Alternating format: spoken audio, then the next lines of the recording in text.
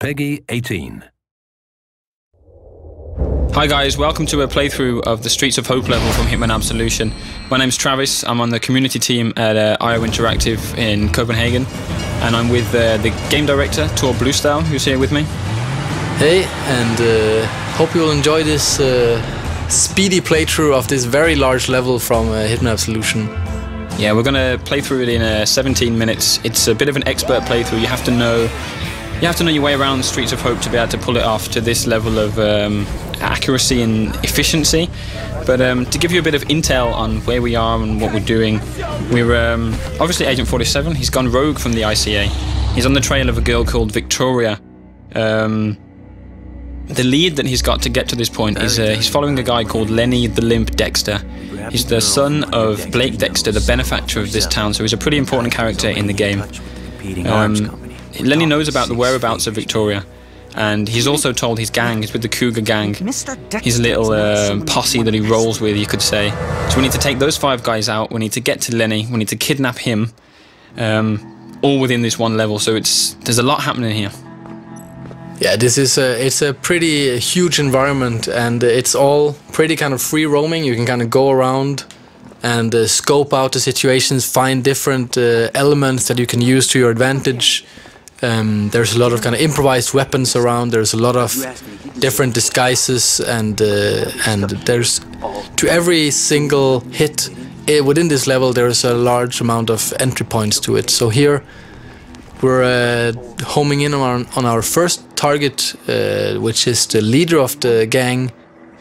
We've kicked off already. We've had a scope of the land. We know a little bit about Hope so far. Our first target is going into the convenience store here, so we're going to follow him in the back entrance and see how we get on. Yeah, so as this is a more, you can say it's a large part of this is a large level within the game, and as you can kind of walk around freely, also everything you do they will kind of cascade out if you're kind of causing trouble here. I mean, theoretically you could take down your target straight away here and kill his girlfriend in the same time, but you'll have to deal with the consequences of that, and if anyone here shouting or gunshots, they will come running and try to find out what it is. So rather than take him down here, we'll wait for him to go upstairs, use a distraction here to get past his girlfriend. So the most immediate thing that we can see is a radio. So we've triggered the radio on, which of course the clerk here is going to be thinking, well, why is there a radio playing? She's trying to see who it is, and we've managed to get away and kind of sneak past her now. As she's confused or looking at the radio, we're in the trespassing zone here, so we need to be careful not to be seen. Yeah, so if you're trespassing within the game, it doesn't mean that you're instantly dead if you're found. It means that you will be kind of escorted out of the premises. But of course now, since this is one of the targets, he's standing in front of some very compromising evidence of this Cougar gang trying to kidnap this girl Victoria and sell her off to an arms company, then you will probably be killed on sight here if seen by this guy. Yeah, he'd definitely react if he sees you, so we need to sneak up behind him. We're going to take him down with the fibre wire silently, so nobody hears us, and we've got objective complete. We need to dump the body, because his girlfriend will probably be coming up to see where he is pretty soon. Yeah, so hiding evidence or hiding bodies as part of that is, of course, it's good for kind of erasing your tracks, and it's all kind of tracked in our score. Everything that you do is logged, and you kind of get a positive or negative score based on how you're playing and using the different features of the game. And being undetected or being unseen and not, not leaving any traces behind is a very good way of playing. Yeah, and all of that information's stored in the notebook that we just saw on the screen. With it also keeps the challenges, right, and it keeps targets, your objectives. It's pretty much as if 47 was keeping a physical notebook as he goes along of what he's seen, what he needs to do. Yeah, so for those that knows the old Hitman games, they know that there always was a mission briefing as the start of every level. That's slightly different in Absolution, as 47 is far more the driver of the story than any other Hitman game.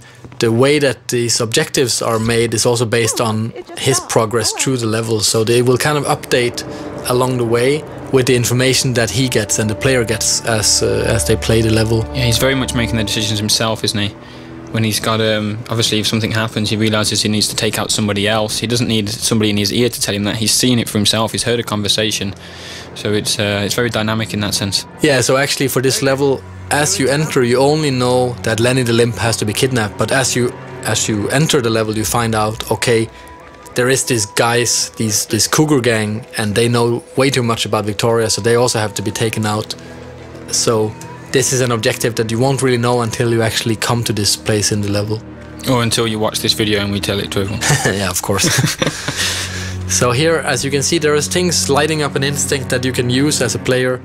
Some of them are hiding places, other things are objects that can be used to cause an accident. And especially with the targets, of course, it's very useful if you make it look like an accident. Then they won't even be looking for a killer if they didn't even know it was a murder committed. And the instinct as well. You're about to trigger it here as well. You can see the targets, or the NPCs are lighting up as well. And we saw when we came past there was a little icon for a hint. It's for those of you, you can obviously see that we're not playing in purist mode, our difficulty where you get no help from the game at all. All of these options can be turned off if you want a real challenge. So bear that in mind as you play through. That if you are a purist player and you really want a really difficult experience, you can customize it that way, if that's the sort of thing that you're looking for. But to show off the features, we're going to keep the HUD on for this playthrough. So we're approaching our second target here. He is on the phone, and an easy prey for a trained assassin. And instead of just killing him off straight away, we will kind of subdue him and try to make it look like an accident here, actually, by using the explosives that we found earlier. So we had the option to snap his neck as well. That's if we're running short of time, or if we just feel like being a bit more brutal through the level, isn't it? It's very much about choice, right? All the different mechanics are built to create sensible choices for the player. If you want to be brutal, if you want to be violent, you can do that, but it will affect your scores and your challenges. Oh, busted. Alright, we'll deal with this. You're under arrest. Ow. So one thing that we worked a lot on with our AI is that the propagation of knowledge throughout the level. That this guy, we took care of him really fast, so it meant that anything he had to say to his friends on the radio, he didn't get the time to say anything at all. And that meant that nothing actually got conveyed, and we're free to continue throughout the level as if nothing happened. Yeah, it was perfect timing from 47, really, in a way, because the police officer's not going to start shooting at us straight away just for being in the area. He needs to... You can hear him shouting, he's saying, "What are you doing?" And then before he's got a chance to kind of realise that we're not going to move and that we're a bit of a shady character, we've killed him. So it's yeah, we move on from there. So here we're using the remote detonated explosives that we found, and as you remember, the target we dropped down, the one that is just knocked out, he's over there by the tires, and now he is dead, as you can see in the target tracker. That was quite a big explosion. The other cars there have caught fire, so this could get interesting. Yeah, this is not very subtle, but it does cause a bit of a stir in the town, and it will draw the attention of especially all the guards or cops. As you can see here, they come running, which leaves the next target a little bit easier to get to, because he is quite heavily guarded. He's kind of like the king of the scrapyard, as you'll see here very soon. So this end of the street now is a lot more empty than it was when we first arrived and took a look around. So there's definitely more freedom here for us. You can see the target there. He's roaming the scrapyard as he does, king of the scrapyard, as it were. And you can see the explosion was absolutely huge. The black smoke is pillowing upwards past the big poster of Dexter there, the benefactor of hope, as we mentioned earlier. But we now need to head into the scrapyard. You can still see the target just on the screen there. We've got a sign, "Warning, keep out dogs," so we should be careful. Yeah, dogs are also a feature of the game. They will alert nearby NPCs, as we see here. We're trying to sneak up on one, and obviously we're not allowed to be here. Even if we had a disguise on, this dog would bark on us. And so we've grabbed the dog bone. We think that he might have been barking for that, or he's noted us. He might be just want to get a chew on the bone, but the barking has actually alerted an NPC. This mechanic here who's come across, so we need to be careful. Yeah, so this poor guy doesn't know what'll hit him. You should always check what's behind you.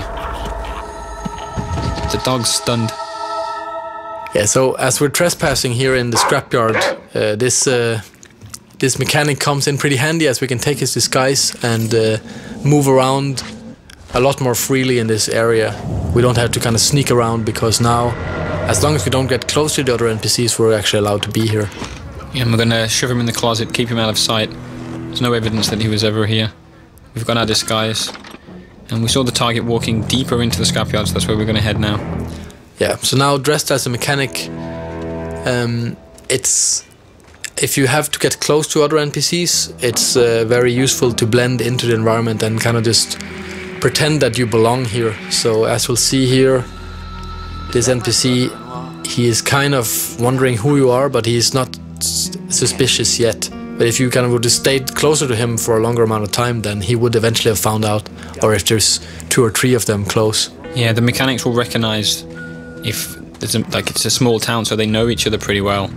So a bold guy walking around does look suspicious, so 47 needs to blend in. But of course the police officer, he's not so familiar with the mechanics, so he's not going to bust you. But we're thinking about taking him out with the crowbar here, but thought better of it. Yeah, I think if you pick up that crowbar, he will kind of get a little bit suspicious about you, so it's better to let it be. So here the target's been dealing with some dirty cops, and he's heading off into this tiny garage over here. I think he is the guy who is in charge of the cars for the gang. So they're kind of preparing this kidnapping of Victoria, and he is preparing the car here. And that's an accident waiting to happen, as you can see in Instinct here. It's a good choice of words. Yeah, accident kills are a very big feature in Absolution, and there's a large number of ways of taking down every single target in the game. And this is where the team has really went to town on coming up with inventive ways of killing targets that are kind of localized to each area. So naturally here in a garage, what better to use than a car lift? Who's screwing about? Okay, all right. Who's making the racket? So it's the 3rd target down. The target tracker resembles that. We've got three targets down, a really high score. The police are on the way in to see what's happened. You can hear the mechanics. We're a bit worried about this guy who's just been crushed, but we're clear. We're away. It's got warning attack dogs again, so we have to be careful about that.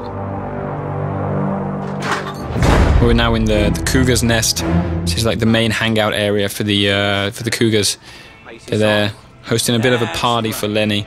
But they're having a barbecue, and you might see the lighter fuel there, which could be an option. Barbecues and lighter fuel tend to go pretty well together when Agent 47's around.